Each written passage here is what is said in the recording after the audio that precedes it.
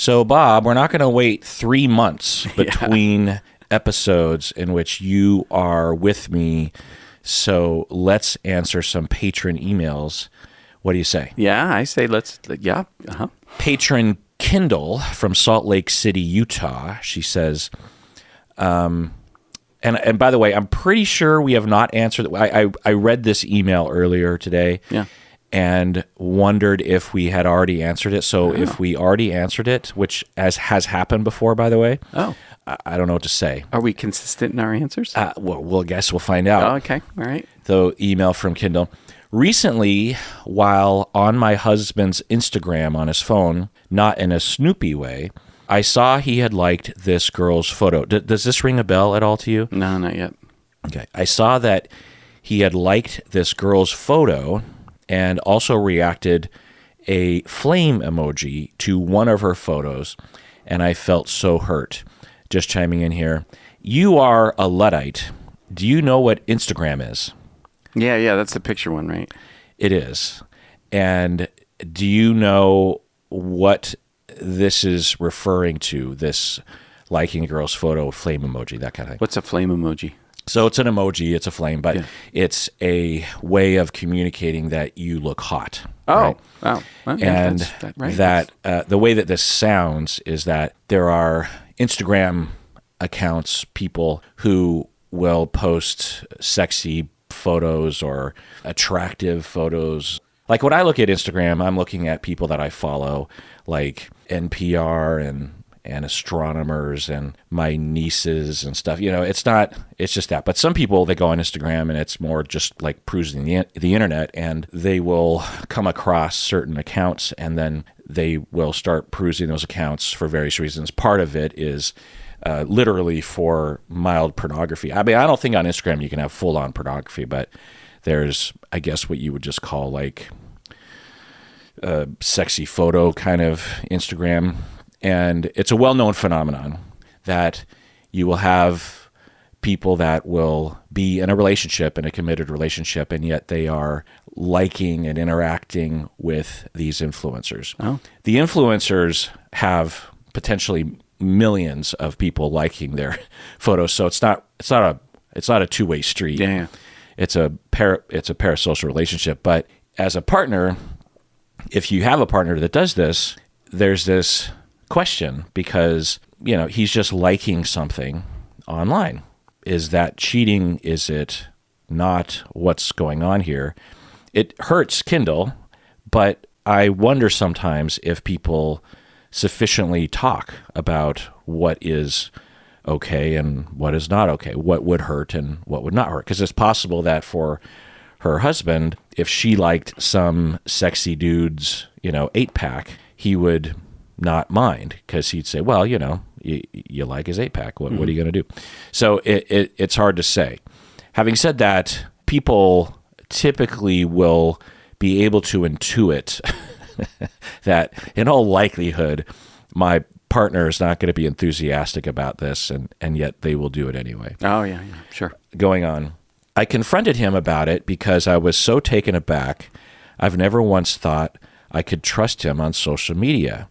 I never once thought I couldn't trust him. Sorry. I never once thought I couldn't trust him. So I confronted him. We talked, and he was great, and he was remorseful, but I can't get over it. I find myself crying about it, just feeling so insecure and worthless and stupid. Bob, just chiming in. Yeah. What do you think about that so far? Well, it has meaning to the Kindle. Kindle? Patron Kindle, yeah. Yeah, it has meaning to Kindle beyond, just the surface. So the crying about it and the whatever, it's like an opportunity here. If you want it, I'd take it if I were you. But to figure out, well, what the heck am I telling myself about, partners looking at the thing, right? Like what am I? There's something under the hood.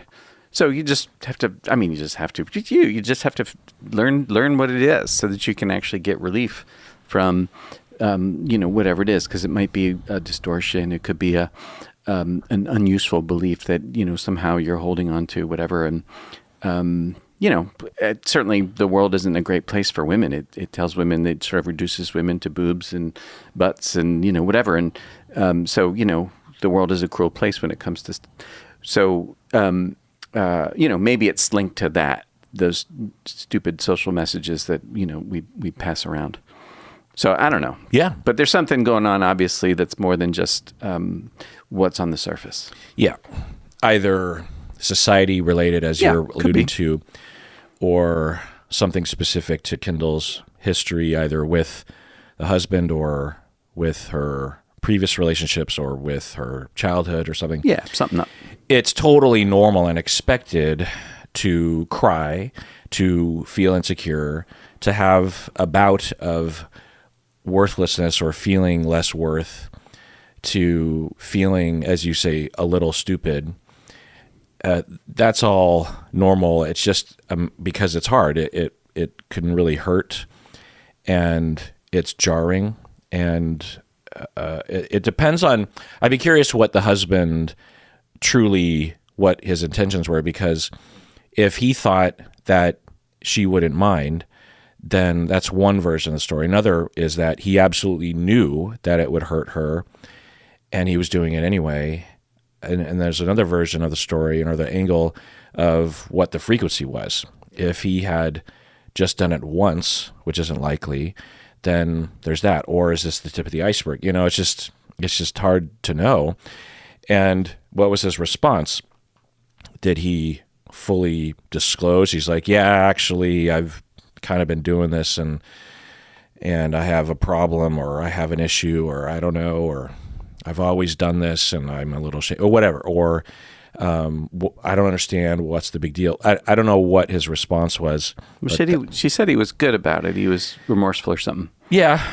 But we don't have any detail around how elaborate it was, because that's the other thing. Like, is he really shameful and overly beating himself up? Like, this is some issue of himself. Anyway. Yeah.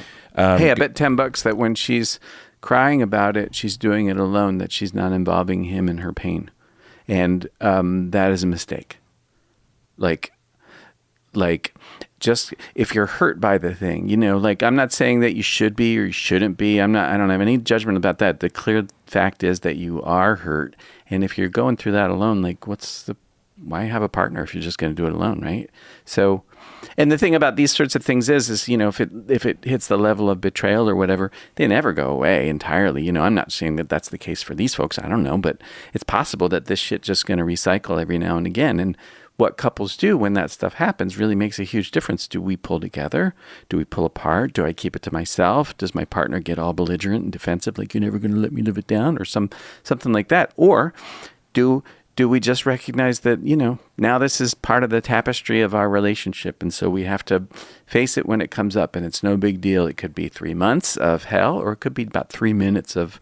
I ever tell you that one about the couple I saw where there was a cheat, and years previous, and they worked it through, and it was fine and whatever, and then one day they're driving by this pub, and the pub was one of the scenes of the crime.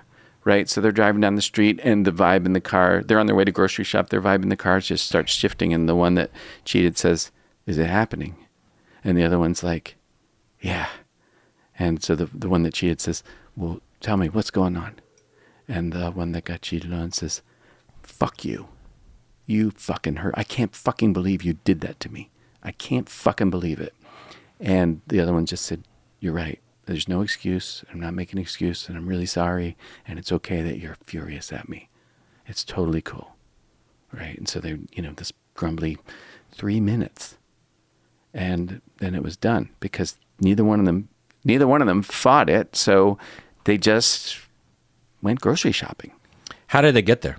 How'd they get where? To that point, to be able to do that, because that's advanced shit right there. It is. Yeah, they had done some good work leading up to that. Like where? How were you? With you? Yeah, they were my. What was their demeanor? What was the cheater's demeanor when you first met with them about this? Because typically they're not even close to that willing. I mean, because the cheater volunteered, the cheater introduced. That's really advanced shit for the cheater to be like, "Is it happening right now?" Yeah. That's amazing. Yeah, so it is. It's really cool. Tell us about the transition. Well, it didn't start off that way. That's what I'm saying. It started off the usual way, which is the person that cheated had a defensive response, and there was some, excuse making, which is, kind of what you'd expect when people feel ashamed of something or whatever. They just sort of get their defenses up. So that's what happened. And, a little bit of education for me about, how couples repair this shit and what is the nature of the actual thing. Like, this is a betrayal of trust. Like, you guys had a deal, you made a contract, you made an agreement with one another and violated it, right? And it's like, all you got to do is think about, well, what would it be if the shoe was on the other foot? Like, what if they had done that to me? Then what would I be feeling? And it's sort of like, oh, yeah, right. Yeah, this really isn't cool, right? This is a betrayal of our agreement. We made an agreement, we both put our eggs in the basket, and I dropped it, right? Did they come in already with a lot of strengths? Yeah. Kind of sounds that way. Yeah. They did. Yeah. So there was the usual, but not as much as you might think that there, the level of defensiveness that there could be, right? And the other person, that would have just taken longer. Yeah. Right. And then the person that got cheated on, when their partner made the shift from defensive to acknowledging and accepting and remorse, they didn't grind an axe. They just were like, okay, well, how did it happen? Then, of all the things, how did this happen? And they got interested and curious. And they're like, what did we do that set the table for you to do that? What happened? And they had to talk about the state of affairs leading up to the thing. And, their relationship was really in a tough spot. They weren't getting along. They were fighting a lot. There was a lot of distancing. And then it started making sense, like, oh, in the distancing, you strayed, whatever you want to call it, right? You in the distancing. And the person that got cheated on said, I have a stake in that. I helped set the table for this. You acted unilaterally, that's yours. But between us, what we did is we weren't taking care of us or each other. And so therefore, we made the relationship vulnerable for the cheater to act unilaterally. And so they were willing to accept that, okay, it has a context, and it's not like my partner's the villain. That's not the context. The context is we dropped one another. We did it. And so we can't do that. And so then they just pay close attention to, mindful attention to how's things going between us. Like, how are we, and they're in couple therapy. So of course I'm asking all the time, right? So, and so they what they did is a good repair, where the good repair has the elements of, I'm sorry about what I did. Tell me how I impacted you. That's what the cheater says. And the person that gets cheated on says, here's what you did to me. And it isn't that you fuck somebody. That's not it. I mean, that's ostensibly what it is. And I think, let's see if I remember right, what the person cheated on said, the injury was, you never gave me a chance. You strayed without talking to me first. And you can't do that again. And the person that got cheated on said, okay, yeah, you're right. I won't. If it ever gets bad like that, I'll be talking to you. I will not just unilaterally, go looking somewhere else, right? I'm not going to do that. I found that interesting because the injury had nothing to do with the actual sex. Nothing to do with it. I mean, who likes that? Nobody likes it. But the injury was, you did this. You didn't talk to me, and you didn't even give me a chance for us to get this thing better. You didn't do that. That's where you dropped. That's where you betrayed me. Mm-hmm. So they got that worked out, and they did fine. And then 3 years later, they're driving down the street, and they drive past the fucking bar, and there it is. And yeah, like you said, both fairly sophisticated folk who understood the nature of injury. It's not just like a thing in the past, that it has the potential to always show up, which is really like, if people get one thing, get that it always can show up. You're never done with it. It doesn't mean that it's gonna. It just means that it can. And when it does, there is absolutely nothing to fight about. There's nothing to fight about. The person the person that got cheated on, it's not like they wanted to be upset when they drove past the fucking bar, which they had driven past 1,000 times because it's in the neighborhood, right? It's not like they wanted that to happen, but for who knows why. Maybe it was the time of the year. Maybe it was the time of day. Who knows? Or, whatever. But it did. And when it does, if you just deal with it, it's 3 minutes. And if you don't deal with it, it's 3 months. of hell for both people, right? So the last thing that the person gets cheated on needs is the partner to say, get over it already. Like, yeah, that's not going to happen. And this is getting over it. This is what we do in this car right now is getting over it or not. So they got over it, and then they went grocery shopping. 3 minutes. 3 minutes. And so with Kindle, I bet $10 that she's suffering alone, and she doesn't feel like she can bring it up because maybe he was really decent about it and he's a nice guy and da-da-da-da. And half the problem here is probably that she's just trying to white knuckle it on her own. But why be in a relationship if you're going to do that? Talk to your partner. Just talk to him, right? Yeah. Probably move through it pretty quick. Yeah, well said. Yeah, one way to think about it is that when we're crying, we tend to think about crying as something to be ashamed of or something that's weak or something to hide. We evolved crying none of us can know why or how we evolved, but I think it's pretty clear that we evolved crying as a way of eliciting care from our loved ones. It's obvious to me whenever people on Reddit or other places will ask, why is it that we cry? Why do we have water come out of our eyes? It's so weird. And inevitably, the vast majority of quote-unquote experts, even clinical people, will say it's because the brain is trying to get rid of a particular neurochemical, and that chemical is extruded or excreted from your tears.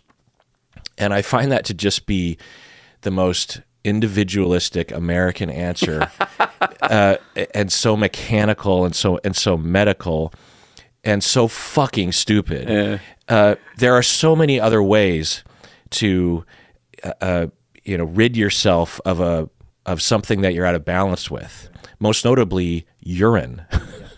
If we had to get rid of all our extra chemicals and compounds and waste material through our eyes, imagine all the liquid that would be coming out of our face. Yeah. We cry, and it's not just tears, right? We will convulse. Our breathing will be off. We won't be able to talk. Our snot is, I don't know, is snot just from the tears, or does snot get produced? I don't know. Either way, there's a shit ton of snot. Last snot. We will wail. Yeah. It's not something that you do on purpose. It's like when you're at a comedy show and you are uncontrollably laughing. Yeah, right. I'll never forget. I saw I saw Chris Rock. We were just talking about Kid Rock because I was talking about a guitar, and I was looking at a website that talked about famous people that played the SJ200, and it was people like Bob Dylan and George Harrison, Gene Autry, Jimmy Page, and then Kid Rock. Like, does Kid Rock even play guitar? I mean, why is he on that list? Yeah. Anyway, Chris Rock, I saw him in 96 or something, and I was 3 seconds away from passing out. I'm not even joking, from laughing so hard and so uncontrollably. I got to that point of laughing where I was no longer making any noise. There was no air in my lungs, It's the same thing. It's not voluntary. Yeah. You have to be kind of willing to go along with it to some extent, but crying is the same, and we evolved it, and every human on the planet cries.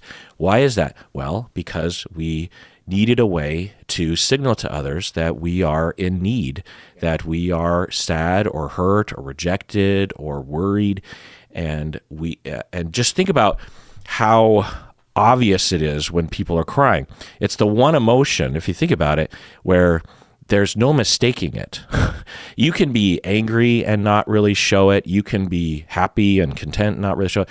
You can be worried and not really show it. But when you're crying, it's you'll see it from a block away,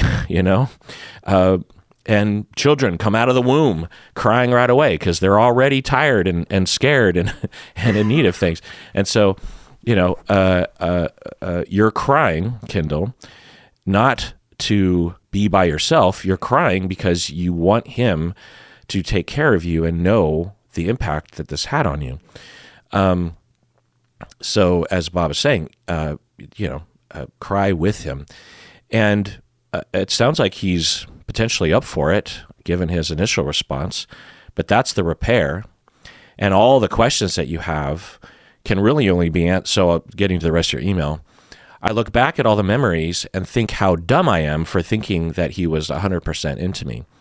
Just chiming in, yeah, that sounds like a schema of some kind. It's normal for anyone to go there, but that's a particular angle that is likely reflective of the way you were treated growing up. And with crying and with telling him, that will alert him to reassure you that you're not dumb and that he is 100% into you. Someone can be 100% into someone and still do something like this, especially something like this, because it's not like the sort of a thing where it was years of thousands of decisions to deceive you and get away from you. It was potentially him just, looking at Instagram and, getting horny or something and liking something, and he just wasn't thinking, or who knows, it could be a bigger thing, but he can still be 100% into you and have done that. In fact, for some people, they're so into their partner and so desirous of their partner, attachment-wise and sex-wise, but they're not getting enough, not because the person isn't putting out, but because they just depend so highly on their partner that it hurts to love that person, because there's no possible way that their partner can be for them, be with them all that much. And they start to, break kind of at the seams, and it can manifest in that kind of online behavior. Anyway, going on. Am I overreacting? The answer is no. No. What should I do? We've already talked about that. Right. Would I be crazy to suggest couple therapy? Answer to that is absolutely not. No. Let's take a break. We get back. More emails. What do you say? Yep. Our next email is from long-term middle-tier patron and YouTube member Whitney from Astoria, Oregon. You been to Astoria before? No, but that's where they filmed the Goonies. Yeah. It's a quaint little town. But also, the last time I was there was for a wedding, and we went to this bar, this karaoke bar, late at night, and it was filled with all sorts of people, but there was also some highly problematic people. And they didn't interact with me. I was just caught in the middle of a really toxic word fight between two locals, and then it did come to blows. Because to me, Astoria is this magical little town where the Goonies was shot, bed and breakfasty kind of little town, little quaint little place, and fun, and you think everyone's nice. And then I go to this bar, and it really changed my perspective. But anyway, I'm sure Whitney is not one of those people that got in the fight that one night, but that's my point. Whitney says, "Hi, Dr. Kirk and Bob. My husband and I have been together 5 years and through 3 couples therapists. Oh. And we just had our first session with our 4th couple therapist. Aha. It did not go super well. Oh. And we've not had much luck in the past with therapists. Individual therapy has been so good to me. He is new to it. Her individual therapist. He is new to therapy, but he says it's going well. Her husband. Individual therapy has been so good to me. He's new to it, I think, meaning my husband is new to therapy, but he says it's going well for him too. Yeah. I think that sounds, yeah. I'm wondering, is couple therapy just not for everyone? What would you say to a couple that does struggle but hasn't seen couple counseling work? Any recommendations outside of therapy? By the way, love your podcast. I've been a dedicated listener for years, and I think the two of you are just the best. Oh. Well, thanks. Aside from me insulting your town, Whitney. So, Bob, what's your answer to that? Well, actually, I kind of want to get your opinion about it, because one of the things I think about couple therapists is many of them do not have training in couple therapy. And so, like I came out of graduate school and I can hang a shingle and say, oh, yes, I do couple therapy and have no background in it. So I wonder what's the percentage of couple therapists that have decent training? Do you have any? Do you know? I don't. Yeah. But even with quote unquote decent training, that is not sufficient. No. Couple therapy is, in my view, the hardest form of therapy in general. By a long shot, the amount of countertransference, the amount of baggage that a therapist brings. If you have a client that is depressed or has sexual trauma, the chance that you as a therapist have the exact same problem isn't very high. It's there, but it's not very high. But couples and their problems, 100% of therapists have the same problems to some degree. I know what you're talking about. And 100% of people, including therapists, believe that they're always right and their partner is always wrong. It's just a fact. It's almost like you were there in the room when I was right. Yeah.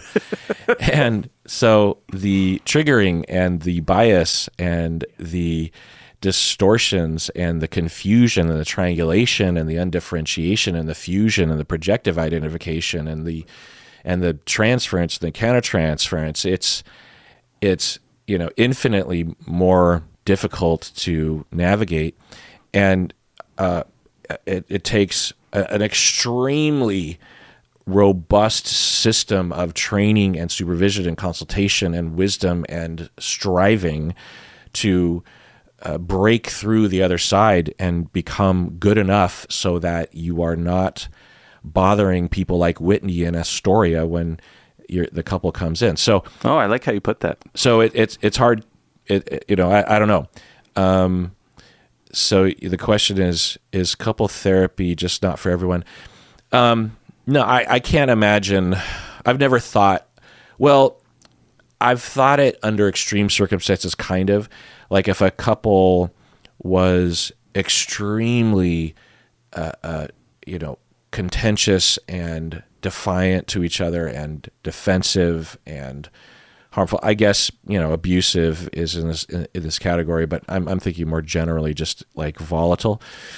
There have been times when I will configure the couple therapy differently, like I will meet alone with them more often than together as a way to get them to calm down and so I can actually talk to them. But I wouldn't say that they shouldn't go to couple therapy, because individual therapy could go a long way, but couple therapy and family therapy, for that matter, really accelerates things and brings things to the fore that you would never have access to in individual therapy. So I'm guessing, Whitney, that I would not determine that you should give up. I would just keep trying. It could just be that you and your husband are maybe a little triggering more often, or you just had a bad string. The other thing is for couple therapy to be a satisfactory, both partners have to agree that person is for them. So you not only have to find a fit for you, but you have to find a fit for you that coincides with a fit for your partner that says, yeah, that's a good fit. The other thing to look at is, what is it about the two of you and your evaluation of the counselors? Is it possible that you are jumping ship too quickly, or one of you is too picky or looking for something that isn't actually healthy? It's totally normal for couples, even healthy couples, frankly, to want the couple therapist to stand up in the middle of the session and say, I declare that you are the right one and your partner is the wrong one. Everyone wants that. It's normal to want. It's not helpful to look for. And it's possible that, one of you is more sensitive to that. And if so, maybe there's a strategy there. You could tell a client, or you could tell a counselor, by the way, I am or my partner is more sensitive to balance, and so if you want to err on the side of sacrificing a bond with me so that you can bond with my partner, that might be helpful in the long run. I've had people come to me and say that to me. I've more often noticed that in the beginning of a session. Typically what will happen is the person who calls me is more flexible, and the person who did not call me is more on the fence. And so I will quickly assess in the first few minutes of sitting down on my couch, and I will err on the side of trying to make the non-calling person feel more comfortable and intuit that the person who called me wants me to do that, Anyway, so let's read another email. Oh, well, one final thought. You might consider looking at the ICE EFT website if you want to find a couple therapist that does emotionally focused therapy for couples. The upside of that is you can find people who have training if you think that that's the right way to go. You can go to the PACT website, PACT, Psychobiological Approach to Couple Therapy. I think they're good too. That's where my training is nowadays. They have a website with folks in your state that are trained to some degree or other. They'll list it, I think, and you can kick the tires that way. The good news about people doing online therapy is you can go anywhere in the state and find somebody. So if there's nobody local or you fish the pond, they don't even have to be in your state. They just have to be licensed in your state. They have to be licensed in your state. So they could be God knows where. Did you hear about this thing where several states in the United States are going to sort of commune where if you're licensed in this state, you can be licensed, you can see people in all the other states? Have you heard about this? I've heard rumors of it. Yeah, I'm glad. I mean, it should just be a national thing. I've been saying this for years. When you get a driver's license in your state, you don't have to get a new license when you travel into the next state. We just take it for granted, but each state at some point had to say, so at some point during the legislative process when driver's licenses were first being introduced, that they would honor the driver's license of another state. Oh, I had to take the written test when I moved here. Oh, really? Yeah. Huh. I mean, I don't know what they do now. That was 30 years ago, so. Interesting. Yeah. Huh.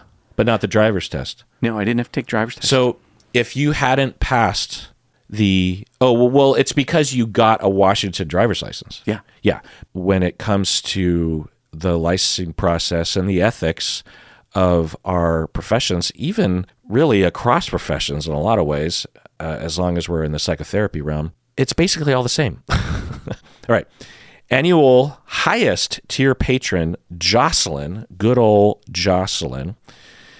She just emailed, and I prioritized her email because she is a annual highest tier patron. She says, Dr. Kirk, but we've responded to her emails a number of times. But anyway, Dr. Kirk and Bob, could you please elaborate on the psychological costs for children who feel responsible for diffusing their parents' fights? Just chiming in. Did you ever have to do this for your parents? Diffuse their fights? Yeah. No. Did any kid have to do that in your family? Like your sister? Diffuse the fights? No. React to them when they were pretty bad? Yeah. I mean, who wouldn't, right? But who was elected to do that? Oh, Lisa and me, my sister and me. Well, elected as yeah. You're both elected and you volunteer. Yes. That's the way a role works. When you're a child, you don't have a lot of choice in the matter, but you still basically volunteer. Okay, so you know what that feels like to be psychologically harmed by feeling responsible for some aspect of your parents fighting. Okay, yeah. Yeah.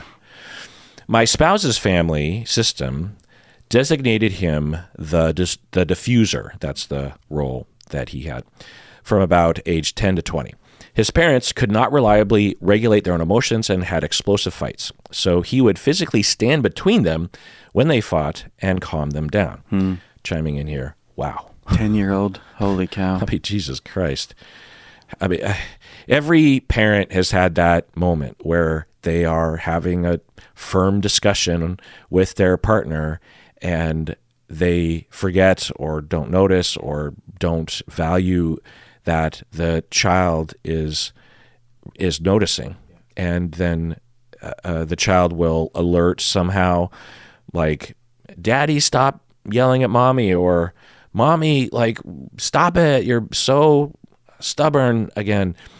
Or the child starts to cry, or the child will do something to distract or something. Or you might even see your kids fighting with each other in the same way that you fight with your spouse or whatever. There's always this moment where you're like, oh no. And most parents will say, okay, time to evaluate what's going on and change our ways. Mm-hmm. It doesn't sound like he came from a family like that. She says, I know, it's really sad. Anytime he detected even the slightest edge or spark of antagonism between his parents, he would spring into his diffuser mode. Now, in his mid-30s, he continues to exhibit this pattern, and it causes friction and resentment in his relationships. For example, in our marriage, if he detects a spark or edge, he quickly fawns to diffuse any situation and avoid conflict. Just chiming in, fawn, fight, flight, fawn, or freeze, or faint, or sometimes fawn is also appease. That's another one. It's a synonym for it. Okay. At work, he feels resentment and anger for feeling like he has to regulate a bunch of adults. He feels like he has to be involved in regulating or controlling any conflicts around him, which comes in handy, but I believe this likely comes at a steep cost to the self. Sure. End of email, Jocelyn says, as she always does, which I always find to be hilarious. So the question is, could you please elaborate on the psychological cost for children who feel responsible for diffusing their parents' fights? Well, clearly it's a tremendous amount of anxiety and pressure. Like the kid that gets up between mom and dad is scared. And if they don't get up, what's that like? I mean, imagine their heart rate's going to go through the roof, right? Like they're going to be really, really scared. So as an adult, when there's tension, my guess is his heart rate goes up pretty damn fast, and he feels compelled to move into action. And can you imagine putting your arms around him and holding him tight and just being still and saying, everything's okay. You don't have to act. He's going to go crazy inside and feel like, fuck you. No, I gotta. And maybe from the 10,000 foot view, when he's not sort of stuck in it, he would want to not have to be compelled to step in every damn fight that's, in his proximity. But his body doesn't know the difference. And all he's trying to do is make it safe. So there's a possibility here, if he wants it, to be helped, to not be responsible. And he's probably stuck with a raw spot. That's probably not going to go away anytime soon, if at all, right? But he could chip away at it if he wants to.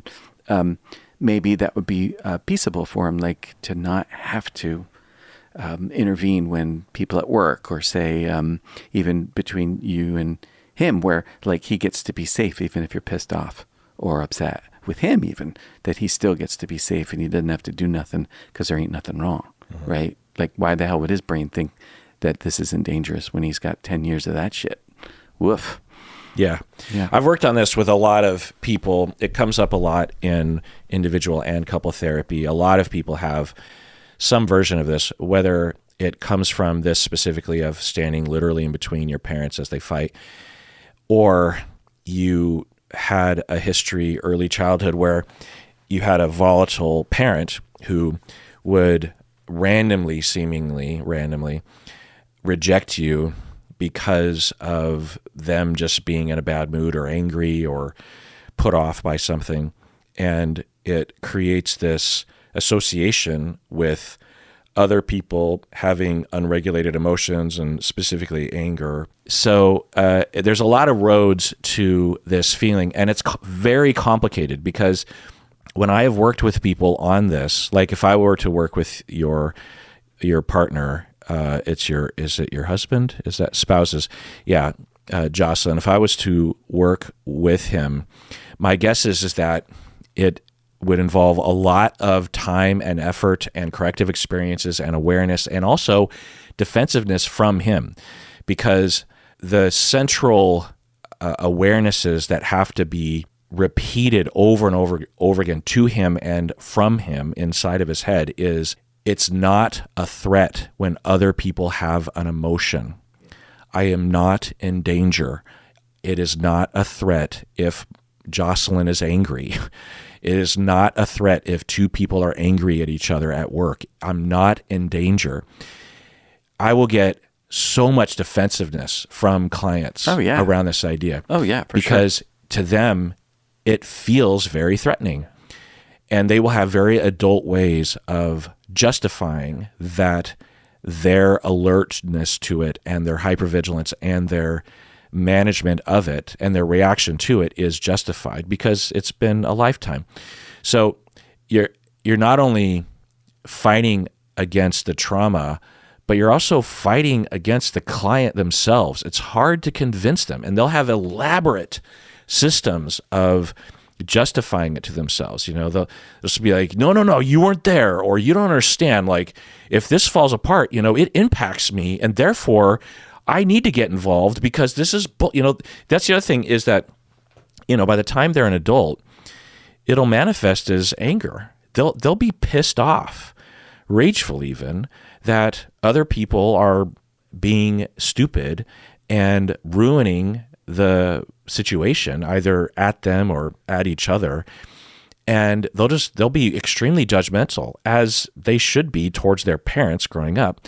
Because imagine you're 10 and you're still adjusting. By the time you're 15, especially as a teenager, you are looking down on your parents. You're like, my parents are stupid. They are immature. They should grow the fuck up.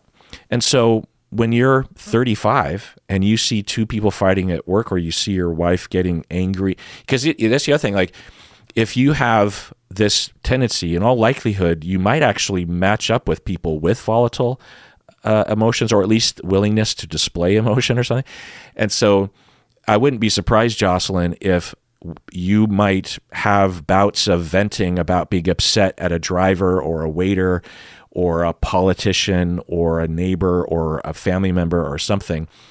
And your spouse will get triggered by that. And then he goes into that script of, you're stupid, I need to manage you, and you need to stop it, and why are you always doing this? And then the fight becomes between you and him.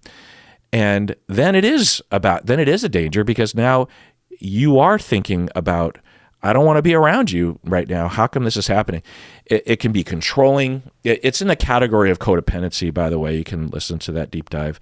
I mean, it depends on the full spectrum of the trauma and the schema and the reactivity. But that's one aspect, is convincing the self that they're not actually in danger. The other major pillar that needs to be knocked down is, and therefore I am responsible. Like this, that it feels such, and really a lot of people have this notion. You are not responsible when your spouse is angry, even if they're at you. By all means, attune and notice, but it's not your responsibility to get your partner to not be angry. But trying to convince the codependent, or trying to convince the fixer or the diffuser of this, is really hard. They might consciously go along with it at times, but it's like working with an addict or something. It's really hard. It takes a long time. So it takes a lot of exploration and a lot of convincing and a lot of corrective experiences, where he would, for example, feel the urge to diffuse with you, Jocelyn, or with a therapist, and everyone is aware and talking him down from the diffuser role while being safe and highlighting the safety of it. That's a part of it. It's like, okay, Jocelyn is angry at, this is me in couple therapy. Jocelyn is angry at you right now. How do you feel? Well, I feel this, I feel this, I feel this. Do you feel under threat? Yeah, I do. Are you under threat? Yeah, I mean, there's a lot of threat here. No, there's no physical threat. There's no threat to your safety the way that you were when you were 12. That was literal threat to your safety and well-being. You're not under threat right now, and you are in power. And at any moment, you could walk away. You couldn't when you were 12. And I'm here. You can depend on me to diffuse. I will. That's my job, and I know how to do it. I'm good at my job. Don't worry about it. Just let me take care of it. I'll tell you if it's even close to the threshold where you have to do something. So just sit back and enjoy the situation. It's okay. Your partner's angry. Your partner, Jocelyn, has been angry at you before, angry at you now. She'll be angry at you in the future. It's just a part of life. You've been angry at her. It's okay. There's no threat.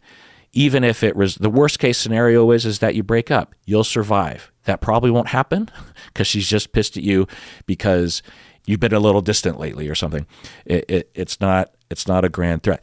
That has to be repeated over and over and over.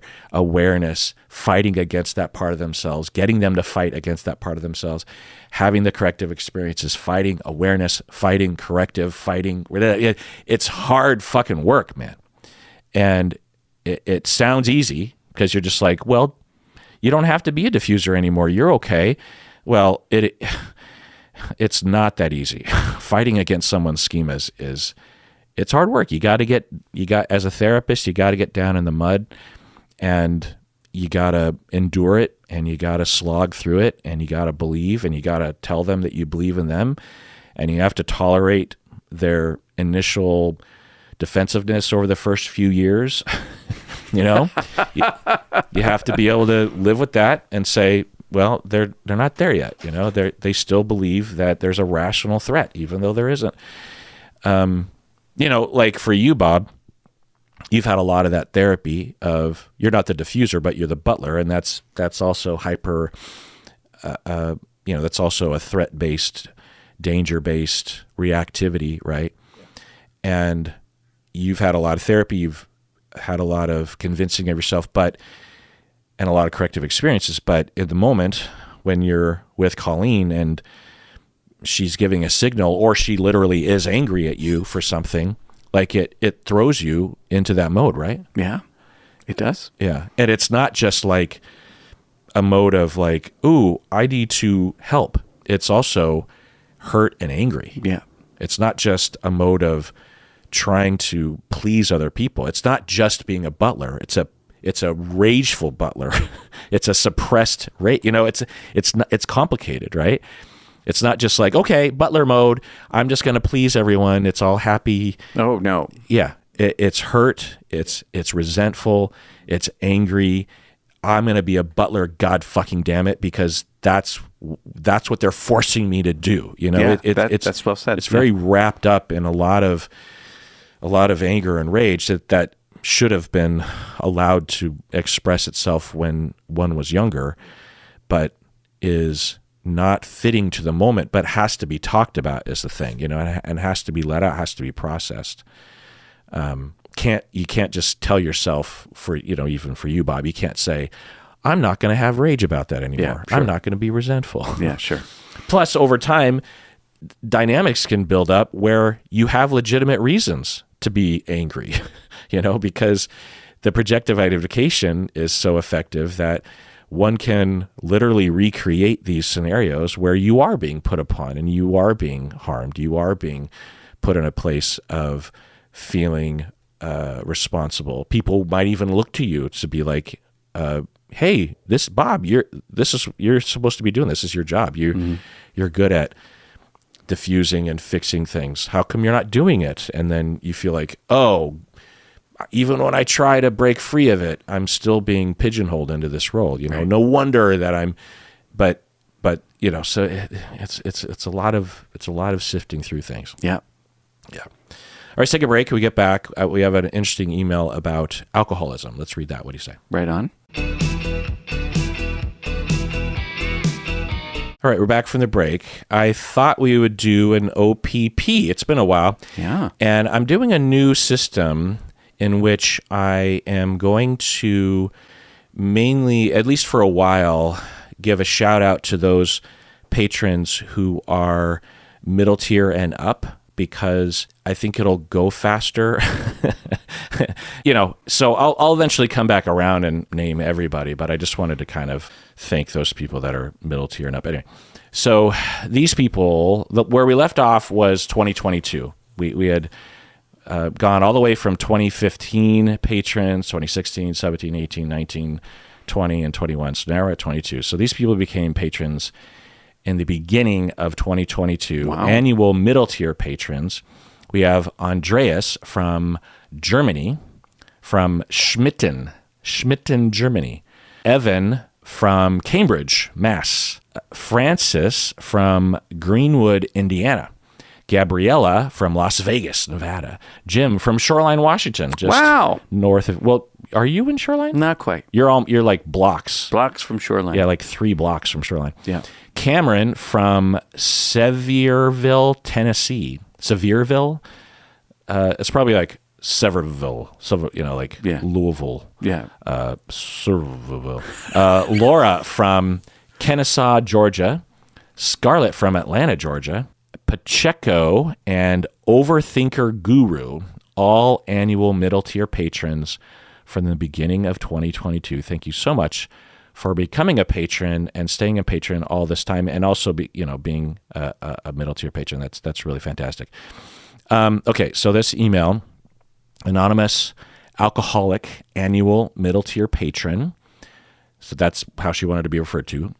An anonymous alcoholic annual middle tier patron. She says, "Dear Dr. Kirk and Bob, first, I want to thank you both for the service you do for the world by spreading love and hope to others. I truly think you are doing amazing work."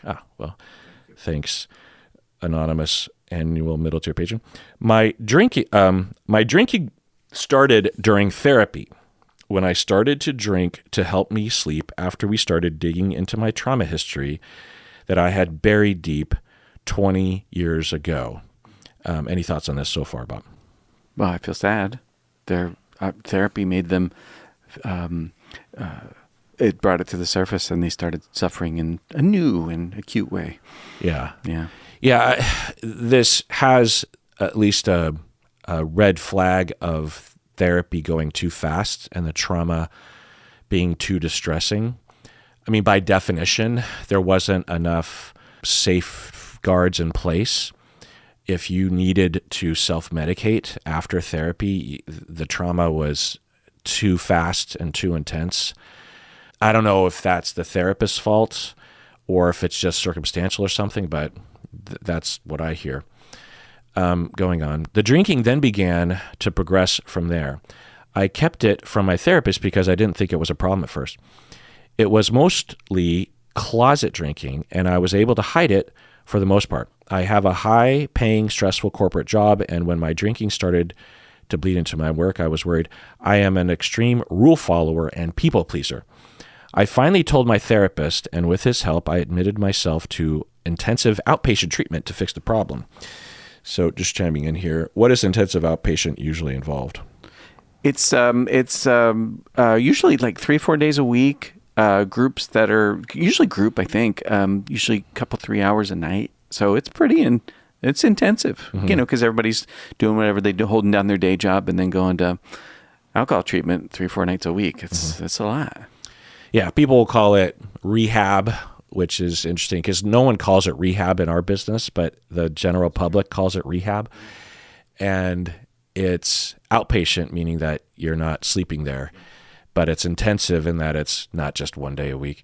There can also be like individual sessions. I was part of a team of alcohol and drug treatment professionals, and I was the psychological professional, the one who did the psychological assessments and provided therapy to the clients, and also supervised a lot of the chemical dependency professionals around mental health issues and that kind of stuff.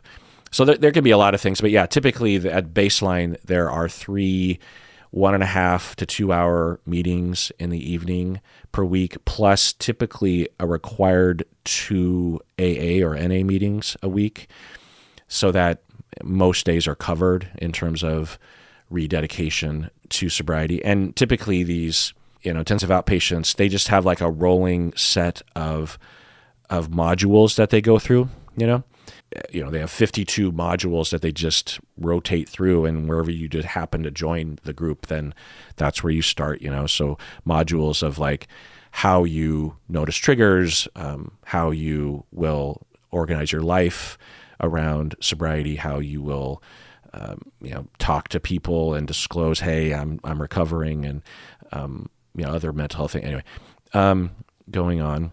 I finally told my therapist, and with his help, I admitted myself to temptation. I managed to get out of the problem before it took everything away from me. Now I am 8 months sober from alcohol. Bob, what do you think about this so far? That's fantastic.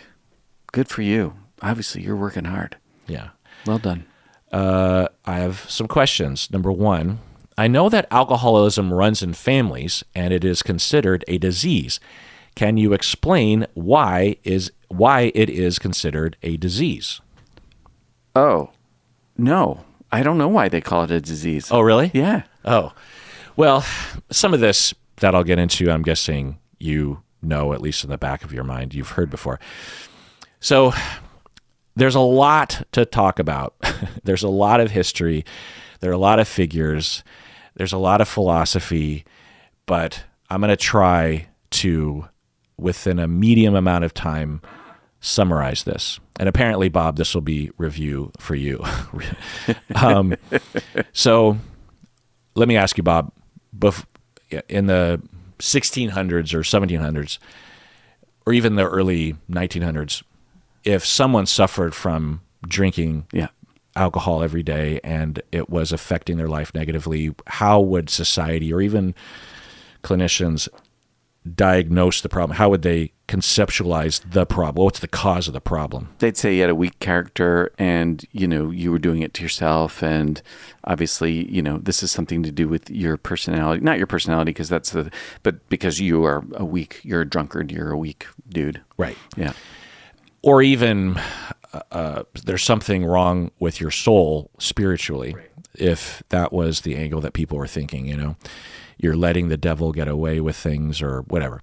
Yeah. So there was tremendous stigma and there was rejection from psychology and from medical professionals to look at it as something that might be helped by professional treatment. It was just like, well, there's just something, you're weak, there's something wrong with you, you're making this choice, and that's all that we need to know about it.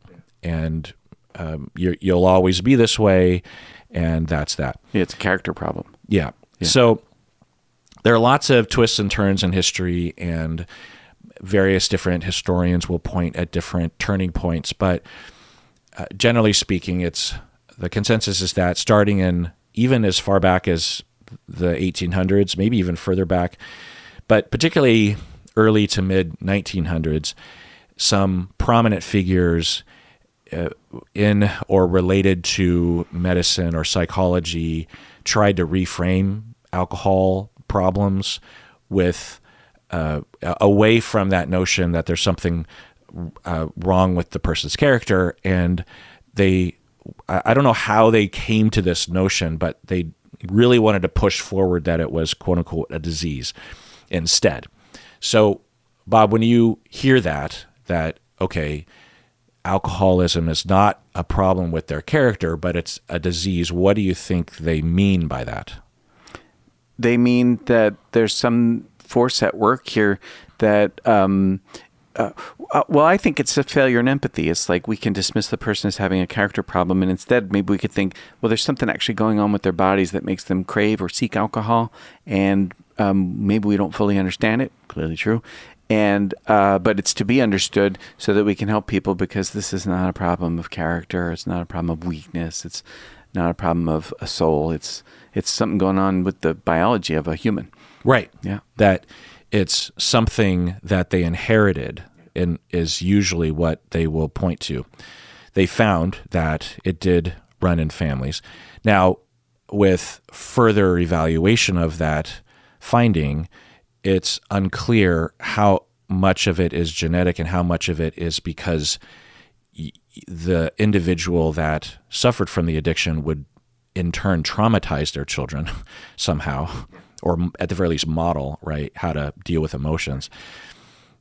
There are twin studies and adoption studies and this kind of thing, and there is somewhat of a signal there. But anyone who knows anything about twin studies and adoption studies knows that there's even problems there. So I'll just throw that in there.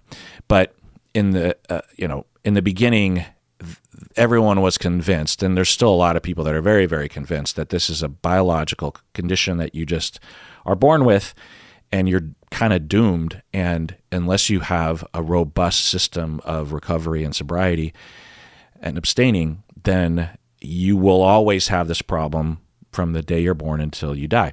Similar to having like brown hair or something. It's just inherent. It's a disease. Or another way to think about it, it's like, well, you had a genetic disposition for cancer.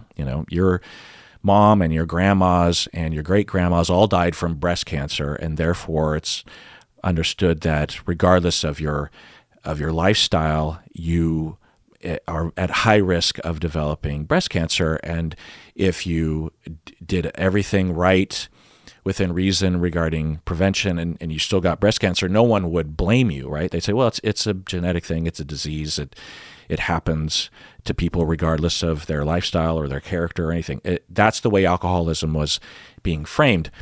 I think because at the time, disease and maybe genetics as a secondary concept was understood by the public and within the clinical world, and especially in the medical world.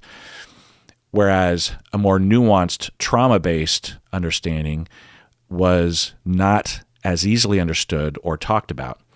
So if you're trying to get away from the character or spiritual flaw model, the medical model of disease is very attractive and it slots into it very well. And there are a lot of aspects of it that line up, like the genetics and that it is hard. Plus, as you were saying, Bob, it separates the problem from the individual. No one says there's something wrong with you because you have cancer or you have diabetes or brown hair. Like, it's just something that you were born with or that you had a risk of developing and you developed it. With alcoholism, it was the same thing. So it was helpful in reducing a lot of stigma for people so that they could come forward and so that society could look at them with more empathy and more care and so that they could get the treatment and so the medical community could actually say, oh, well, if it's we treat diseases, so let's treat this. And it was a very, very helpful way of seeing it, but there were some cons. So people will say that one of the cons is that it medicalized the issue. What do they mean by that? I don't know. What do they mean by that? You're going to do some work today, aren't you? Yeah, I guess so. Jesus Christ. So the DSM is often criticized because it medicalizes psychological conditions. Do you know what that criticism means?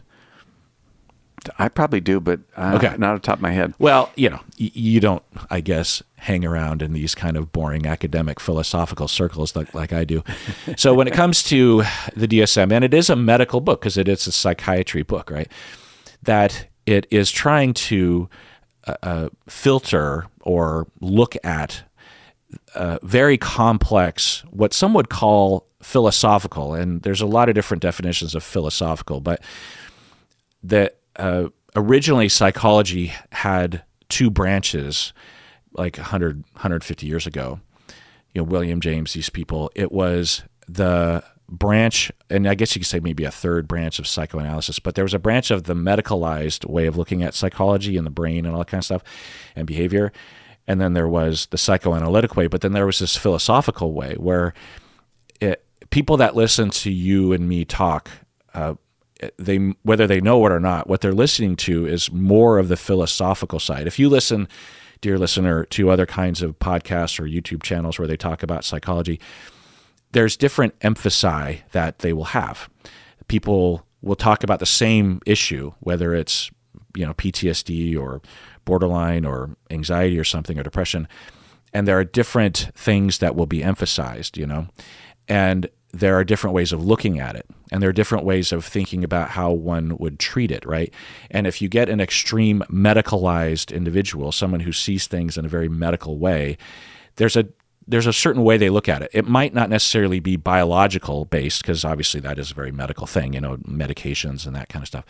But there's just a way of framing it that they have. Like when I worked for that addictions center, it was actually founded by a physician, a famous local physician who had I think one of his kids died as a 20-something from I think heroin overdose. Don't quote me on that, but it's been a while. But the way that he saw the reason why he decided to found this company or this agency was because his kid had been through a lot of treatment and had gone to AA and NA and still died. And the way that, and he would talk about this a lot because he's a public speaker, he'd raise money. And so his big thing, and he believed it, was that we are failing our people and our children because we don't have a scientific-based, evidence-based treatment program for addiction. And at the baseline of that whole way of thinking is that it's just a disease like any other. And, we've been working on certain kind of cancers, and you just have to come at it from various different angles until you dial in the right compounds and the right treatment program. And that's the way that he approached the addictions problem. The problem with that, do you know the problem with that way of thinking? No, I'm all ears. Jesus Christ. So the problem is that people are motivated by various different things. When someone has cancer, I guess you could say that there's a motivation to comply with the treatment. Like if chemotherapy, for example, is displeasurable, someone might avoid doing it or complying with the home regimen because they don't like the side effects or something. There's that element. But the very nature of addiction is that the individual wants to do these things, and they have elaborate systems of justifying it, and they have a lot of pleasure from doing it. It's not like they're addicted to shoving a fork in their eye. They're addicted to a substance or an activity that gives people pleasure. That's why people use heroin or drink alcohol or gamble or have sex or eat. These are things that are inherently pleasurable for everybody, depending.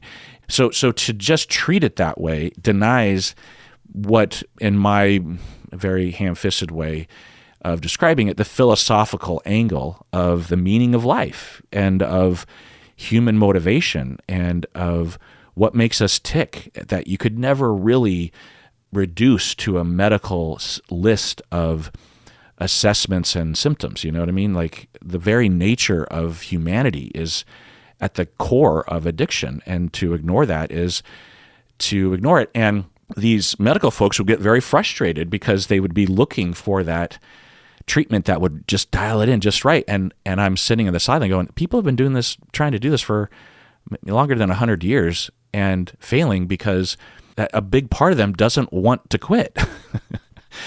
I suppose if you really wanted to dial in and you just lock them up, right? Then they would be sober, but you're not dealing with the thing. Plus, if we believe, as I do, that the addiction comes from trauma, the addiction comes from self-medication and the self-medication comes from trauma, then we have to be treating the trauma, which has its own complicated aspects to it. And again, the client has to actually want to work on it, which they don't always want to do, especially if their defensive structure has to do with narcissism or something, So that was the cons. That's one of the cons. And paradoxically, it also increased stigma in some ways to see it as a disease, because it purported that you are an alcoholic there are people, it's rare, but there are people that will assume that they are a quote unquote alcoholic because both of their parents and all four of their grandparents suffered from alcohol substance problems. They assume that they're an alcoholic and they never drink and they never use any substances, but they're 45 years old and they will say, I am an alcoholic. Even though they've never drank a drop or they've never had a bout of problem, they will say, I am an alcoholic. And that can mean a lot of different things to people, but for some, it could be stigmatizing, right? It's like there's something broken or wrong or deficient, or you have a vulnerability by default, that kind of a thing. Now, for the average person that has 2 parents and 4 grandparents that all had substance abuse problems, for them to avoid substance use and to believe in their heart that they have a disease, if when you add up all the pros and cons, there's probably more pros than cons to that, right? To not drinking or whatever. Right. Yeah. But in the addictions world, they will be very adamant that, yes, that person is an alcoholic and they cannot drink or use substances because it will be a problem. And the data just doesn't show that necessarily. They have a higher risk for sure, but it's not automatic the way that some of the more dogmatic zealots will claim. Kind of like, because my grandma, my great-grandma, my mother all had breast cancer, I'm going to have breast cancer, and so therefore I should do chemotherapy. Right. I guess. Yeah. So the number 2 question. So your question, anonymous annual middle tier patron, is, why is it considered a disease? Well, I very briefly described, even though it wasn't so brief in podcast terms, but just know that I skipped over a lot of different things and figures, and I didn't even talk about the development of AA and all that kind of stuff. Anyway, so the number 2 question is, if it is a disease, why is there so much stigma around it still? So Bob, do you have an answer to that? Well, because most of the world still look at that and say there's a problem of character, that you're weak, or that, obviously you're flawed or something. It doesn't really matter. Like, it doesn't really matter what we know. It's what people in general will believe. And so they still have the same kind of view, like this is somehow shameful. And then one of the things that we didn't mention is that shame is one of the underlying emotions that drives addiction. And so there is often a lot of shame for a person who has an addiction around their use. And so, let's see, would it be fair to say that these folks can feel really marginalized or feel really ashamed or behave in ways that sort of invite others to look down on them? Mm-hmm. Yeah. Like, let's say I'm a homeless person because alcohol's got the better of me and I cannot organize myself well enough to have an apartment, say. That's a person that's marginalized, looked down on, and there's like, oh yeah, that person, see, they've got a bottle or whatever, right? It's an aside, never mind. I would say that's part of it. Yeah. We have not shed the stigma of the moral failing or moral the failing, character flaw model. We have not fully moved away from that.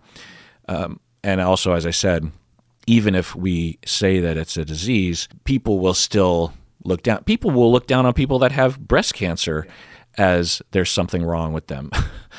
Or at the very least, so another aspect to it is that it can be taboo because it scares people. For people who are on the borderline of being qualifying as someone who has a substance abuse problem, or someone that has a legit mild to moderate substance abuse problem, but they're quote unquote functioning well, to even just bring up the idea of alcoholism or substance abuse problem is threatening to them. And so they will stigmatize you or reject you, or if you've been through treatment or you've had or you admit that you have a problem, they need to distance themselves from you out of self-preservation, probably because they are also self-medicating something. And they need to label you somehow as there's something different about you. There's something weak about you. There's something rejectable about you. And therefore, they can continue with their own pattern of substance use or of compulsive behavior that soothes them. So, yeah, there's still a lot of stigma. Number 3 question, you say, to be honest, I blame myself and feel like I'm a bad person because I allowed myself to fall into the trap of alcoholism. I don't know how to tell my siblings. How should I tell my close sisters without feeling shame and feeling like I'm a bad person? I feel I need to tell my sisters, and probably my brothers too, especially since my therapist says I need to rely on my natural supports. My kids and husband know already because they witnessed it at the tail end of my drinking career when it started to get bad. Just chiming in. So, Bob, how should she tell her close sisters or maybe her brothers? And because the therapist says you need to rely on natural supports. How should she tell people? Well, are they support? We don't know that they are supports. Like in the longer email, I think she said that her siblings are supportive. Oh, so they would be supportive. They would. So when I tell them, they're likely to have a supportive response. So I suppose the best way to do it is just take the Band-Aid off. Just say it, right? So and keep your eyes open. Watch how they respond. Do they respond in a way that confirms or disconfirms your belief about how shameful you are? Like if they're really supportive, then they're likely to behave in ways that disconfirm the belief, and there's probably no other way than to just say it. Yeah, and I would also work on your own shame and at least have a strong part of your thinking foundation so that you can rely on that in the moment. Sounds like you're still struggling with it, as anyone would with shame, but you should have a pretty robust, 10 bullet point convincing list inside your head as to why it is not shameful. The other thing is to bring some of those bullet points or a different set of bullet points to the disclosure, because if you just sort of haphazardly go headlong into the initial conversations, it might get a little off kilter. For example, if you tell your sister and all you're thinking is, I'm just going to tell them, then you tell them and they might say something like, oh, so did you drive my kids around that one time or something? And you might, because you're being honest, you might say, yeah, I had a couple drinks, and that I did when I was driving your kids around that one time. I was drinking. And, that could spin out of control really fast. So I would just have an understanding or a prediction of what they might ask or what they might say. They might shut down and just be like, oh, well, anyway, let's move on. And what are you going to do then? What if they ask a bunch of questions? What if they start to distance themselves from you because they're afraid? Or I don't know. You just want to have a bit of a discussion with your therapist. Did you say you were in therapy? Yeah, you're in therapy. So there's that. But in my experience, it's a number of conversations. And I'm guessing that your siblings, at least some of them, have had the same problem, because a lot of people do. Number 4, I reached out to another alcoholic who is a therapist to talk about the troubles I'm having at work. I mentioned that my trauma from college, which was a sexual assault, I mentioned that my I think from the longer email, I mentioned that my trauma from college and the triggering at work probably caused me to drink. I mentioned to this therapist that my trauma from college and my triggering from the work stress probably caused me to drink. The therapist corrected me and said that I drank because I am an alcoholic, not because of work. I'm not sure what this means because I didn't used to drink excessively. Am I predisposed to being an alcoholic? Is it a chicken and egg thing? Just chiming in. Bob, what's your answer to that? It doesn't sound like a very useful thing to think about. Like the therapist said, no, you drank because you're an alcoholic. You're saying you drank because that's how you sought relief from, tremendous pain. Yeah. Have you heard this sort of thing before? The sort of thing before where somebody pigeonholes somebody and says, well, no, it's not how you say it is. It's how I say it is. Specifically in addiction, when someone will say that this exact thing. I've seen this many times, this exact sentiment. It's not because of your work. It's not because of your trauma. It's because you're an alcoholic. Have you heard that before? I don't know if I have. If I have, it's not ringing a bell. Not much of this is ringing a bell. It's a very, very common dogmatic notion within a certain portion, which is a large portion of the recovery community. Yeah. Oh, yeah. Yeah. To me, it's because it's dogmatic and judgmental. It's not useful. Yeah. Well, it's also just wrong on a lot of ways, and it's really fucking annoying when it wouldn't be as annoying. There's a lot of bad notions out there, and there's some clinicians that have bad notions, but there are so many people in the addictions community and the recovery community who hold to this idea, and you cannot get them off of it. This is the debate between, harm reduction and the medical model or the AA model or whatever you want to call it. There's various different names for it. And to be clear, there are many people in AA who AA is just an organization of humans. So there's going to be a wide variety of points of view and approaches and everything. But anyway, so I understand where this comes from. It basically, the way to explain this is that there are many people who suffered from addiction who basically only recovered in their final chapter of, cresting the hill by blaming themselves and the disease in a non-shameful way. For example, you would have people that would they would be in recovery and they would be working on being sober and abstaining, and then they would go on vacation and it would be stressful, and they would relapse, and they'd come back to the group or AA or their sponsor or the treatment program or even themselves or the therapist, and they would say, I was doing well until my dad flipped out on vacation. And there would be this pattern where there was always something, right? Yeah. Is that the dry drunk thing?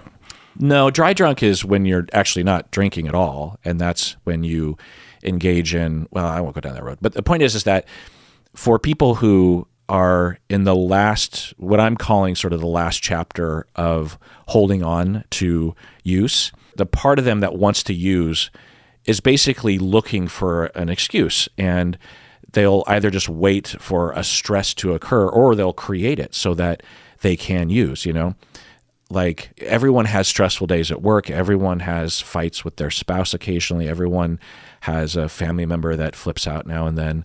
There's always an election coming up. There's always something in the news. There's always a bad day. If you have kids, there's always stress with that.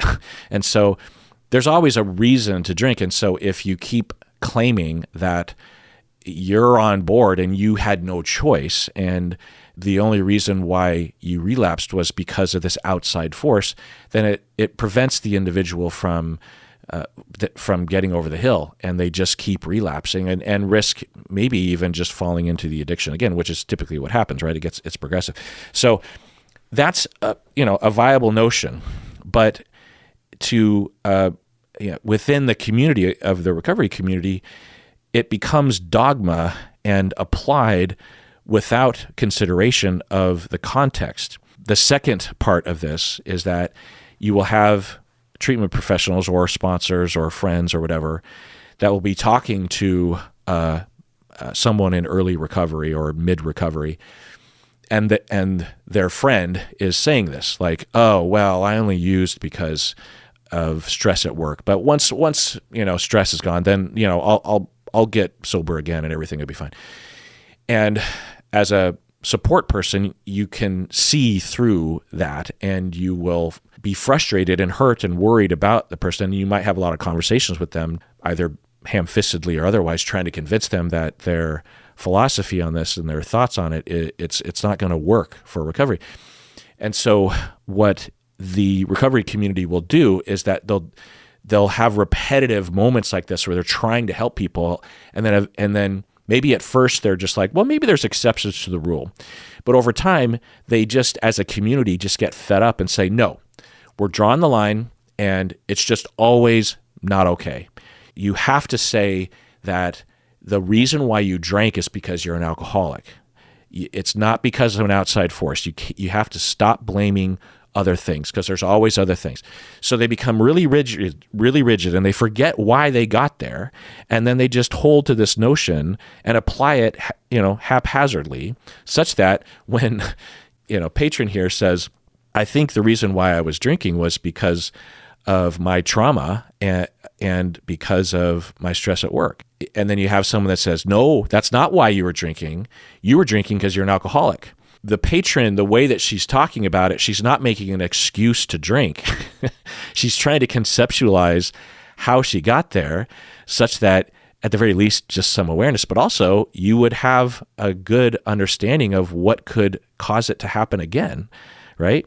you have a reason, you have a direction to go in terms of treatment such that you can lower your risk in the future. And also you can see signs of it coming, if stress at work or the trauma starts to emerge.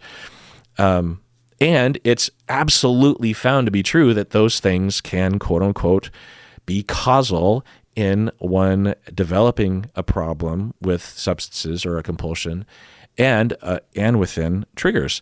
So this gets into that philosophical side of things, right? Which is it? Is it because of this trauma, or is it because the individual has a quote unquote disease, meaning that they have a predisposition and a set of circuits in the brain or neurochemicals or a history or something that just makes them at risk? Because certainly a lot of people suffer from trauma, and a lot of people suffer from work stress, and they don't drink. So there's something about you, right? You're making a face. Well, yeah. I mean, I'm right back to it's not useful. It's not useful to be aggressively certain and say, well, this is why. It's not even that it's inaccurate. It's just not. It's not enough of the truth to really be at all helpful. You drank because you're an alcoholic. Well, of course I drank because I'm a fucking alcoholic. Why else would I be fucking drinking, right? So how is this useful in life? So if I tell you I haven't had a drink until I went home and I saw my father, it was a complete and total nightmare, and I was really stressed out, and that led me to drinking. That's useful information for next time I go see my dad. I'm probably going to want to figure this one out so that I'm not as vulnerable, because I don't want to relapse. Not because I have a fucking character problem and you don't want me to relapse or you think I'm a bad guy. It just sounds like defensive prattle. Yeah. But given where they came from, I understand how they got there. Yeah. I just don't think that they have I don't know. And then another layer to this is that you'll have what will be called harm reduction folks, or maybe just people outside the recovery community, that will haphazardly fight with these recovery individuals and say, you're in the religion of AA. Blah, blah, blah. What do you mean? It's just annoying. It's just annoying for anybody to take these kinds of aggressively certain positions on anything. What's the goal here? Mm-hmm. Let's keep our eyes on the fucking goal. Well, the reason is because there's so much pain when it comes to addiction and so much frustration. Yeah, but whose pain are we talking about? Yeah. If I'm that therapist that said, no, you drank because you're an alcoholic, I'm doing my pain. I'm not trying to do your pain. It just sounds like I'm doing your pain because I happen to be referencing your drinking. But really what I'm doing is offloading my fear about what might make me relapse or whatever onto somebody else. It's just sloppy. So I'm right back to, who are we trying to help? Yeah. And this is a rub between the therapy counseling world and the addictions world. As a person that would be working at organizations where I was the only one that was 2 feet in the psychological therapy counseling world, I would run into these differences often. And sometimes we would be in a position like this where I would conclude that we were right, so to speak, or at least more helpful to people. But other times I would run into things where I would conclude that the way that we see things was actually not helpful. Like one example was that I had a client we had a client at the agency, and a number of professionals involved, and the client had a dirty UA and a urinate, was tested positive for having used substances. And she very much convinced me that it was a mistake. And I won't go into the details, but I had a lot of logical reasons to believe that it was a mistake. But the chemical dependency professionals were, they would never believe that it was a false positive, even though that does scientifically happen sometimes, especially at the levels that she was testing at. And they were like, nope, Kirk, you're deluded. And I'm like, and I would never say that it was wrong, the test. I would just raise the question, it might be wrong. So let's just add that to the list of possibilities. But they were right. in the end. And You mean the person was lying? yeah. And I was, given my philosophy and my approach, I am more easily bamboozled, perhaps, depending, at the detriment to the client. The client might need us professionals to just be more aware, but I don't want to be in a job where I'm at odds with my client. You know what I mean? Like I that's why I'm not a chemical dependency professional. And I think it calls for it sometimes. The client in the end likely will thank the chemical dependency professionals for being not at odds and, in general, but not necessarily believing the client when they say that the positive was false. Anyway, I think you can disbelieve somebody and not be a judgmental asshole about it. And they were not judgmental assholes about it. They weren't. But to me, it was strange to just assume, that everything was revolving around the addiction. You know what I mean? It's like, well, isn't it possible that some people will just get a false positive sometimes?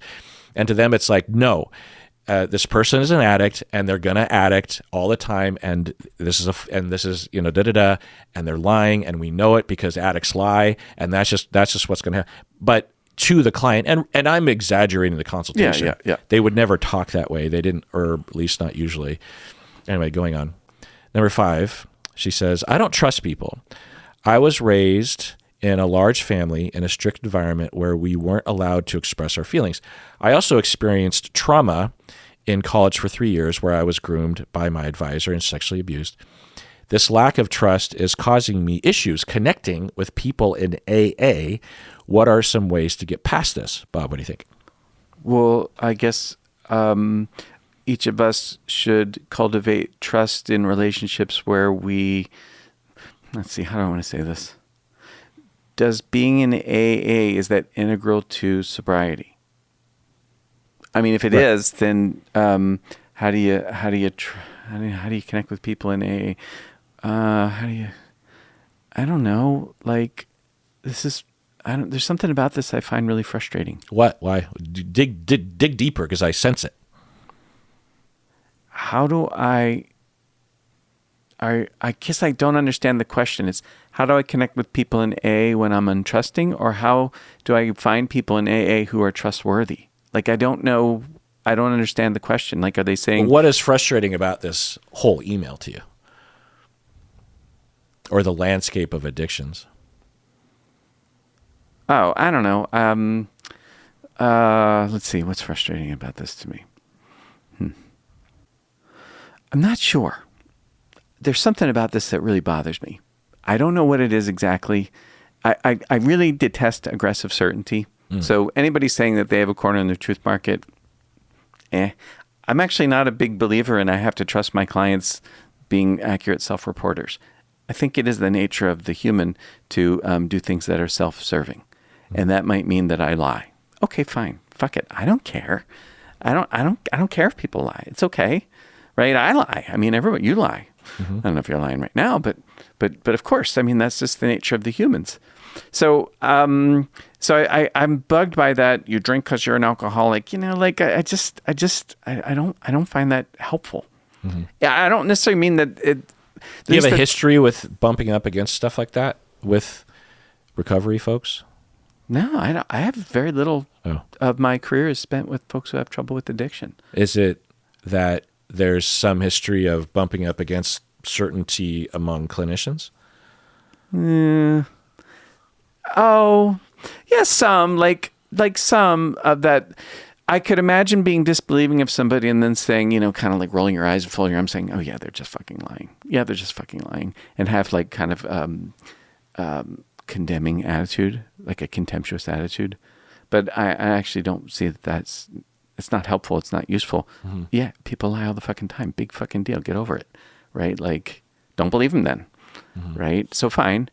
But this question about how do I get over my trouble with trust in people in AA? Well, am I seeking support from AA? Like in some other way than going to the meeting? Like what's I don't understand what the goal is. Well, the typical goal is to have ongoing recovery support and to have connections with other people seeking sobriety, to be inspired, to have a chance to check in with yourself. AA is a lot of different things, and it's different for each person, and it is what you make out of it. And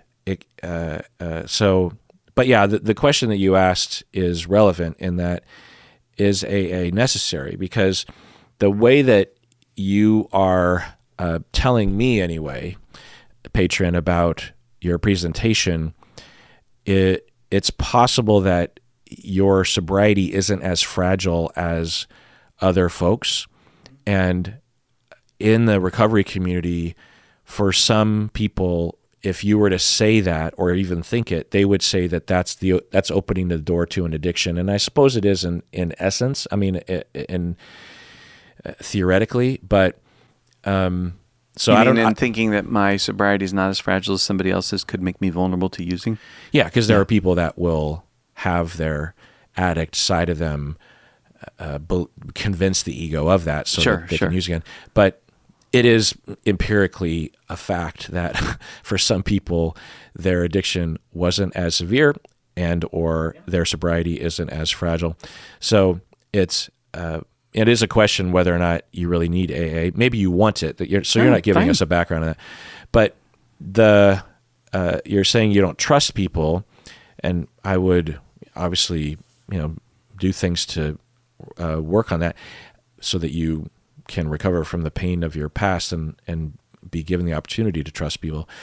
You don't have to force yourself to trust people. I don't do that. And there is a kind of analogous element to, your advisor was the one that assaulted you. Oh, yeah, right. Good point. And with sponsors, it's very much like that. Yep, that's a great point.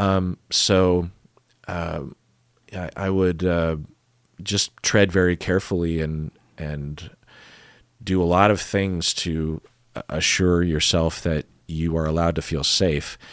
I don't know if a sponsor would help, or an all-woman AA meeting would help. Yeah, maybe. That's the other thing, is that each AA meeting has a vastly different vibe. So if one doesn't feel quite right, shop around. There's typically in any community dozens, if not hundreds, of different long-standing AA meetings that have very specific cultures, and maybe some would be better than others.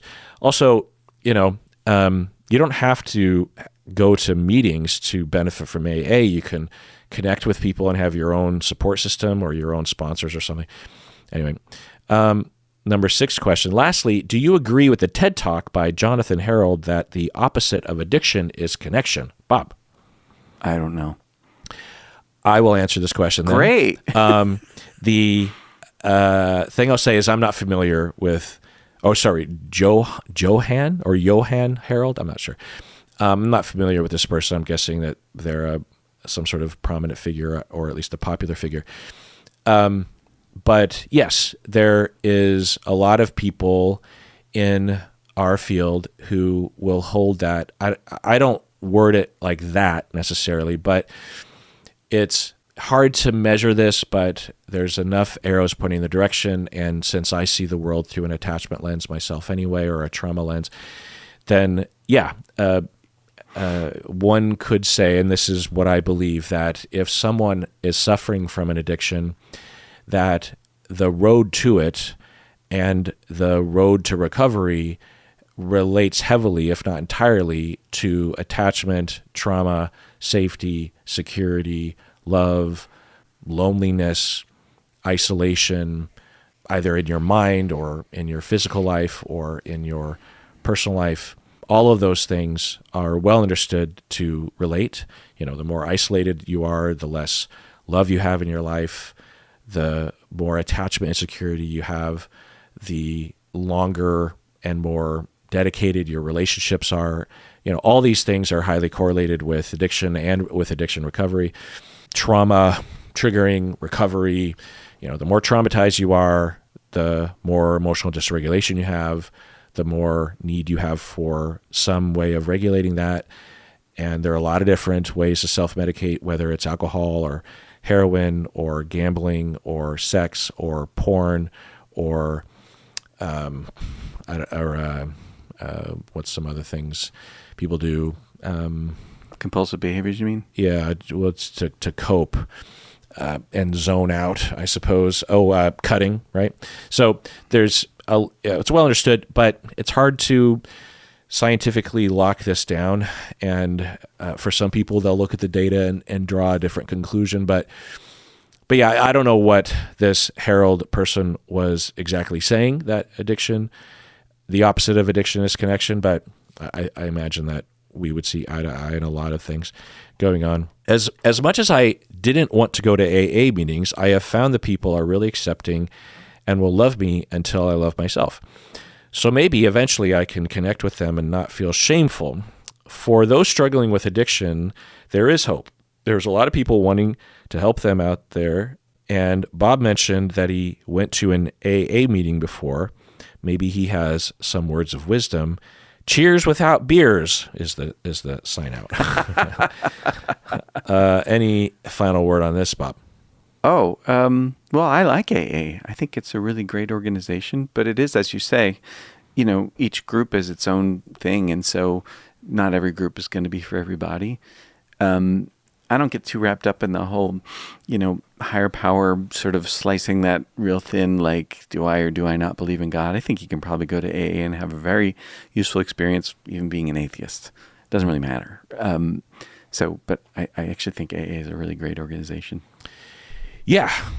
There's a lot of bad press about AA and a lot of clinicians that actually will dog on it. And I don't understand that. What I always say is, okay, what's the fucking alternative? Because they'll say that X amount percentage of people who go to AA don't recover or something like that. And that's just a gross misunderstanding of recovery and of addiction, because it's well understood that when you are recovering and in recovery, that relapse is likely to happen. And if you define relapse or even just falling back into addiction as evidence of treatment failure, no, like the medical model will, right? Oh, it's yeah, like the medical model, it's like, well, we gave this chemotherapy and we had X amount of people have a remission of their cancer as evidenced by this lab test that we did or something. And it just doesn't really work in the addiction world. Also, I just always say to people, I'm just like, okay, well, let's say that AA works for 5% of people, like a really low percentage. What is better? Do you have another freely available system that basically every day at almost every hour in major cities is available to people for free? Do you have another alternative? Because for some people, their insurance won't pay, or they can't afford, or they can't get away from work to go, or they have kids they have to take care of, or they had a conflict with one of the counselors or something. So I'm not saying AA is the only way, or that it's magical, or that it's wonderful, but it's one thing that can be extremely helpful for people who are ready to recover. But then you ask yourself, well, how do we get people? That's the key: is how do you get people ready to recover? And everyone's road is different. Yeah, right. Everyone's path is different. For some, it's what this patron lays out. For others, it's more meandering. For others, it's the beginning of trauma therapy. And for this person, the addiction started because of trauma therapy. So people say, like, what do you think about the harm reduction debate? And so for those folks, I'll just answer by saying it's really fucking complicated. And the harm reduction model is something that I've incorporated, but it has its own cons as well. And I just find that for people who come to me in part because they want to recover, everyone's different and everyone's path is different. Every approach is different, and it's hard work. And I don't work for a chemical dependency agency anymore because it's really, really hard work. You are oftentimes fighting with the client consciously. Like I just told you about one client that lied to me, and I thought that we had a really good bond. And I told her that, and she, she's an adult, she's not a kid. And I told her that if she told me that she used, our relationship is such that I won't tell anyone about it. You can tell me if, so, you got this dirty UA, you can tell me. And if you tell me not to tell the others, I won't tell them. That's, our role is specific in that way. And I won't shame you. I don't even know if I really care, because I'm not really, it's not even on my top 10 list of foci that I have as a clinician or a human. I'm much more concerned about your family trauma and your current family issues that you're suffering from, as because that's all that we talk about. So if you want to tell me, it would just give me context, but you don't have to tell me if you don't want to. And she still lied to me over and over and over again. And when I found out that relevant detail, it was hurtful to me and degraded our therapy for a while, because I'm just like, well, what else is she not being upfront about? And as you say, it doesn't really matter, right? Because you just meet clients where they're at. But yeah, right. But it don't make it easy. But at the very least, she was thrown into a position where she felt like she had to lie to me or something, which gave her a lot of shame when she was caught, and because this was prolonged over several sessions, it wasn't just one incident, and it's really hard work, and it causes a lot of pain, and a lot of the clinicians are working hard and not being thanked a lot of times. I would have clients in recovery that were in therapy with me who would shoot up. I had one client that took a break and went to the bathroom and shot up. Another client who shot up right on the steps of the agency after she left a session with me, passed out. Someone was walking by, noticed, and they called the ambulance. They had to use Narcan to save her life. All this was happening out just like feet from my office, and I didn't notice it. I had a window. I didn't even see it.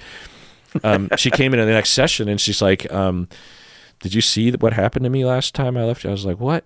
And it's like, it's, as a professional, it's demoralizing to think that a client almost died right after leaving a session, and I didn't traumatize her, like we didn't talk about anything severe, it's hard, and it's rough, and it's sad, and it's painful, and it's so entrenched, these kinds of compulsions. It's so hard. It's just so hard. And some of these, and overall, the AA folks and the treatment folks, they're all doing wonderful work, and they have nuance, but there are elements to the model and to the philosophy and the history and and as evidenced by some of the things that Patron is highlighting that we're upset about.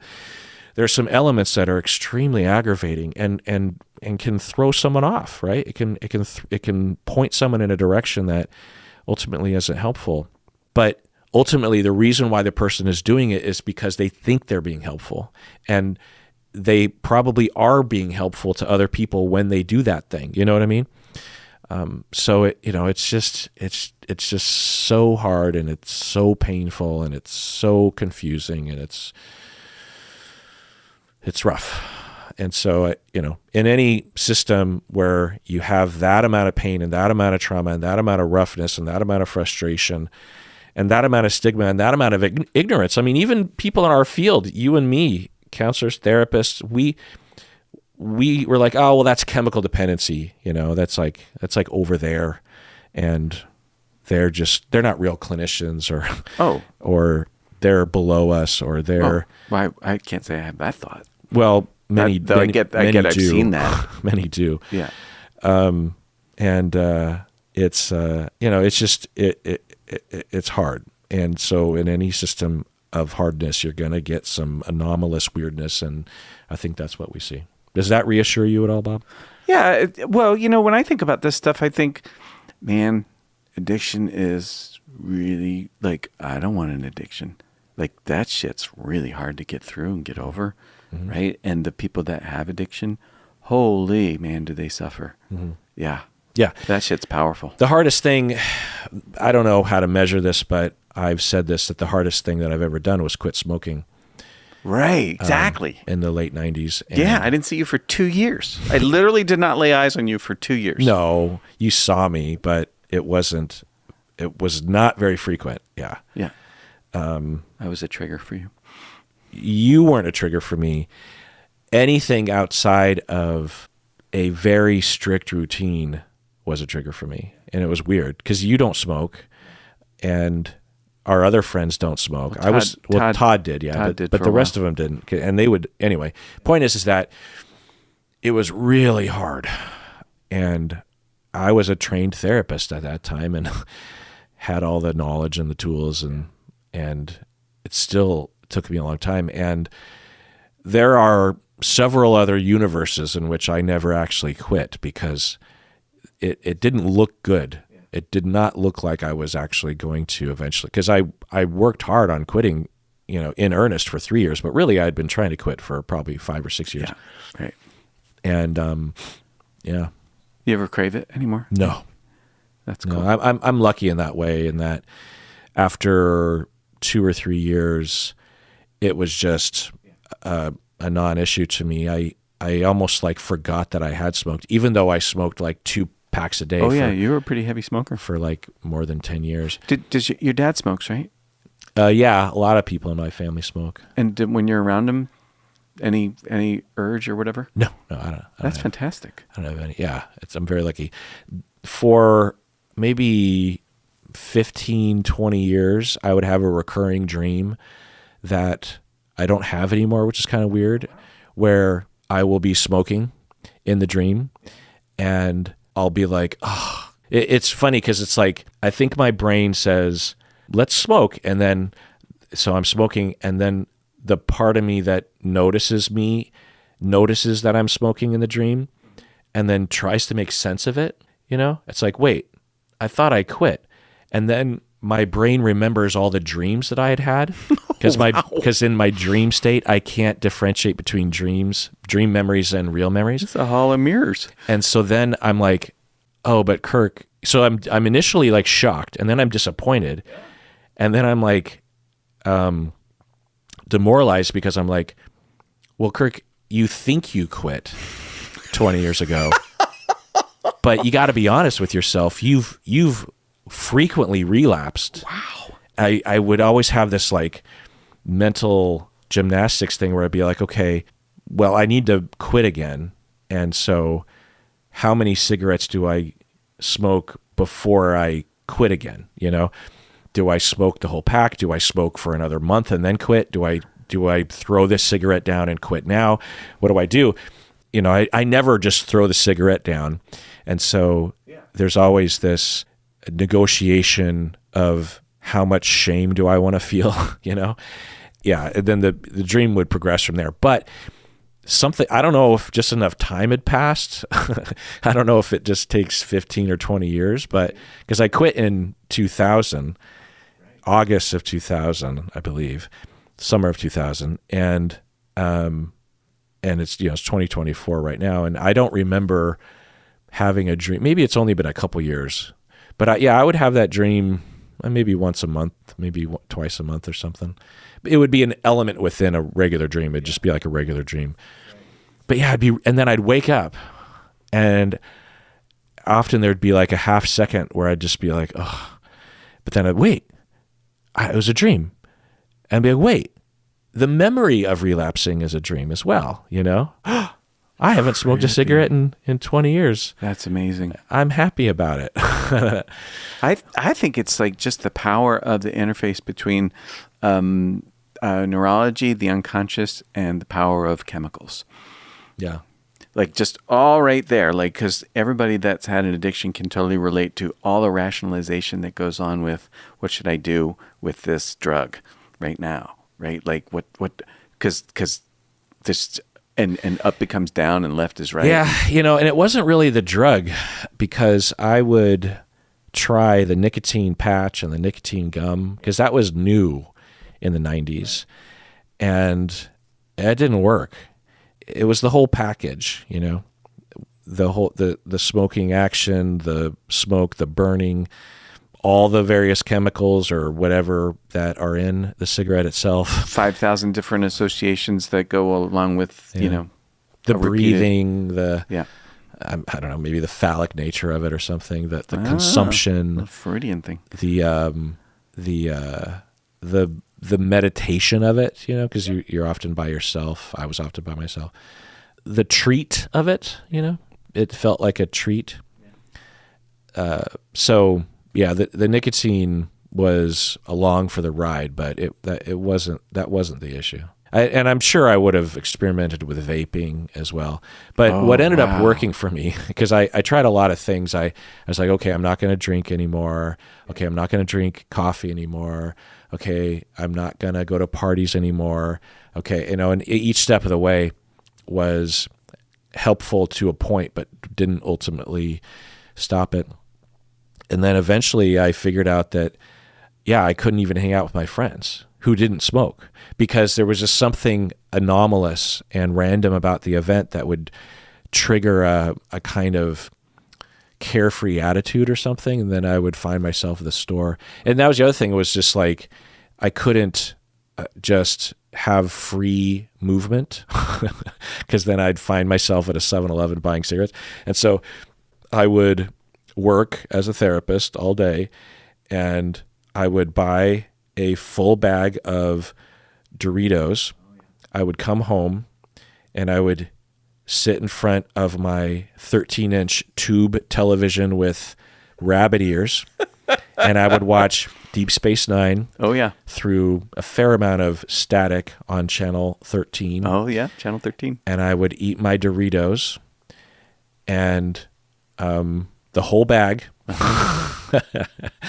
And I would, because it was a treat, it's like I'm treating myself. Oh, hell yeah. And I am distracting myself, orally and treat wise, or, hand to mouth wise or something. And I did that, and I gained a lot of weight, and I was willing to make those sacrifices, and I was bored. But and the people in my life were very non-judgmental about the whole thing. That was the key, was that nobody shamed me for relapsing or for even just going through recovery. In fact, most people just didn't even really comment on it, which was actually, I remember thinking that. I was just like, if people got enmeshed with my use, it would really fuck things up for me. I would either be shameful, or I would hide things, or I would be performative about my recovery, or I would be resentful, or I don't know, like I remember feeling very grateful that I was just kind of like left to my own devices, like people, it's almost like the way that it came across was like they just didn't really care either way, And then over time, I quit. One of the times that I quit, I set a date, and what it was, me and my friends, we would always do this summer trip every summer to Schland, road trip. Oh yeah. And a lot of those guys smoke. And so I had already kind of relapsed. And so I'm just like, oh, okay, well, this weekend this trip I'll smoke, but then as soon as we're done, I'm not going to smoke. But I'm in the back of my head, I'm like, well, you've done that before, you've done that game before. But I had put enough of measures in place that I actually did not use because of the restrictive nature of my life, and I did that for a long enough period of time, 6 months, 12 months or something, and then slowly started to introduce things back into my life to see if I could handle it.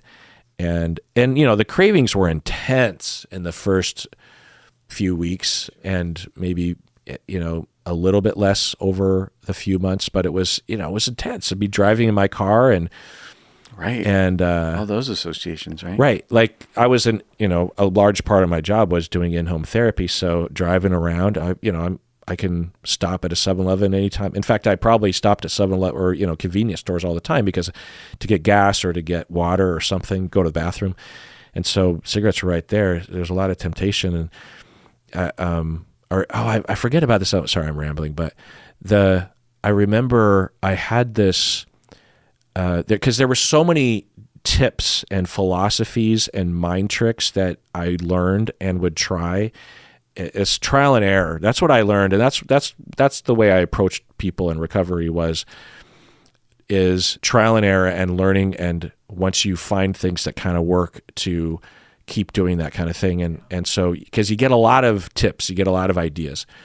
And one of I can't remember what it was, but it was some kind of way of converting the craving, or maybe it was the notion that cravings build, but they only last for 15 seconds, or it was some short amount of time, because that's the anxiety of it. It's like you feel the craving and the itch, and you want to do it. And as you hold off from doing it, there's a lot of science around this and a lot of more articulate ways of putting this that experts will say, but that you would feel it building, and then you would say, no, I'm not going to do it. And then the craving would get even worse. And the prediction is that it's just going to get worse and worse and worse, and your head will explode. But the science is that the craving only lasts for a certain amount of time. There's only a certain amount of time that your brain will kind of, in the dopamine system, try to motivate you to go do this thing. And it'll be intense for a while, kind of like a panic attack or something. But if you wait long enough, it'll just go away. It'll just disappear. It's not something. It's not like a riot that's going on in the brain where they're just like building and building and building. It's just like, I don't know, like a solicitor at your door that's knocking on the door. Like if you just don't go to the door, they'll walk. It's part of the game. Mm-hmm. They're trying to get you to answer the door. They're ringing that doorbell, and they're like, hey, if someone's home, come up. I want to sell something to you. But if you just sit on the couch and watch TV, they'll go away. It'll be annoying for 5 minutes while they're pounding on the door, but by definition, they're not going to break in the door. They'll go away. So just be annoyed and frustrated and wait it out, and it'll pass. So I think that's what really helped me. And I've distinct memories of driving down I-5 and doing that exercise in my brain. I'm just like, it'll pass. Just wait. And part of it is also like the mindfulness of it, and how I would tell myself to almost make my mind blank in those moments, right? Like, because I'd have the craving and it's hard not to focus on it, and you can't really focus on anything else because it's so overwhelming. So I would just kind of turn my brain off and say, like, just wait it out and don't think.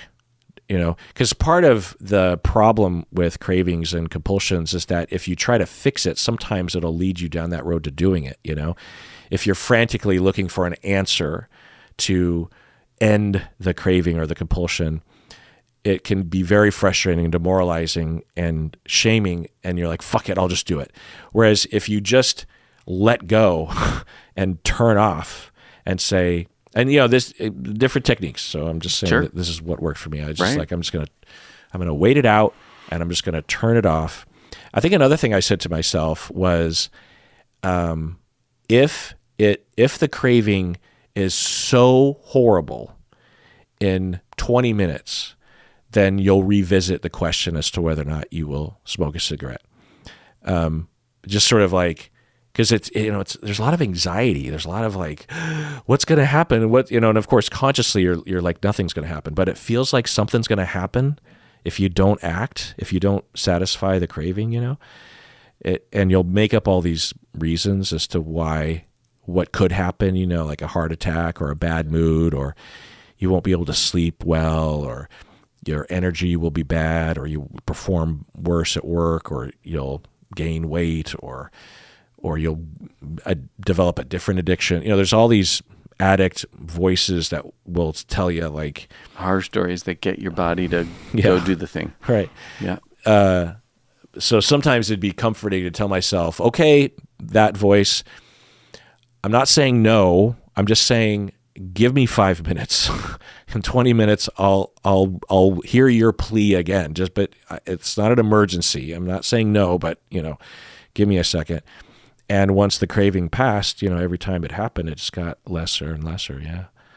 And talking about it reminds me of all this. It's 25 years ago. And not to say it was just cigarettes, but it was just cigarettes. Imagine if it was alcohol or heroin. There's so much more consequences to those things, and there's so many more horrible things that'll happen to your life because of it, health-wise and social-wise and work-wise and all that stuff. Anyway, well, that's me rambling. But I don't know. We don't get a chance to talk about addiction very often, so it's like, might as well get it out of our system. For some reason, Bob, I thought you knew more about addiction. That's why I decided to share this email. Terrible disappointment. And a terrible decision to include this email because, one, you're like, I don't know if I know enough about this, and two, it pissed you off. Oh, that's all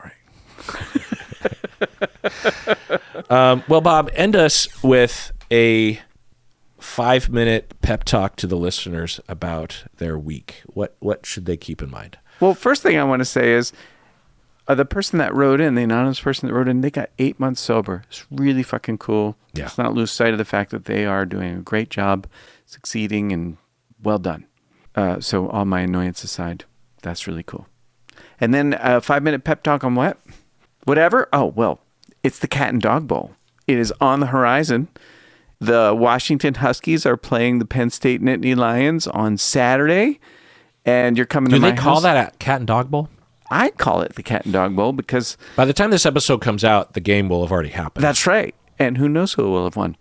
I think we know we probably who's going to win. Yeah, this year anyways. But, it's the first annual, and I called it the Cat and Dog Bowl because, that's where I'm from, and this is where right, so for me who don't know, it's our alma maters playing football against each other. Yeah, yeah. And for the first time... And Penn State is like ranked 6 or something. Yeah, they got dumped from 3rd to 6th. And UW isn't even close No. to the top 70 teams, Yeah. I'm guessing. They're not in the top 25, let's put it that way. That's this year. This will be a semi-annual thing next year. I don't know if they're playing next year, but the year after that they're going to play. But it'll be here in Seattle instead of there in Pennsylvania, and so we're all going to go. But I figure every year that they play, we're going to have the Cat and Dog Bowl. So, yeah, it's coming up. It's coming up. I'm looking forward to it. I got a training this weekend.